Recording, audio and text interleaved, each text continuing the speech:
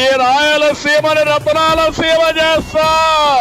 ఈ రోజు చంద్రబాబు నాయుడు గారి పరిపాలనలో ఆ శ్రీకృష్ణ దేవరాయలు గారి యొక్క రత్నాల సీమ ఏదైతే ఉందో, ఈ రోజు చంద్రబాబు నాయుడు గారు అభినవ శ్రీకృష్ణ దేవరాయలు అనేటువంటి విషయంలో ఇవాళ స్పష్టంగా మనందరం కూడా చెప్పుకోవచ్చు అని చెప్పి కూడా కట్ చేస్తే చిత్తూరు జిల్లా రైతులు మామిడికి గిట్టుబాటు ధర కల్పించాలంటూ ధర్నా చేశారు. చెన్నై బెంగళూరు జాతీయ రహదారిపై ట్రాక్టర్లతో మామిడికాయలు పారబోశారు.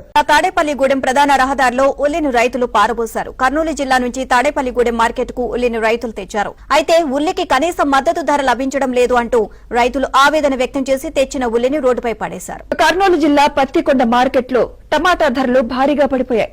టమాటా ధరలు పతనం కావడంతో నేలపై పోసి రైతులు నిరసన వ్యక్తం చేస్తున్నారు. ఉల్లికి గిట్టుబాటు ధర లేక పండించిన పంటను గంగపాలు చేస్తున్నారు.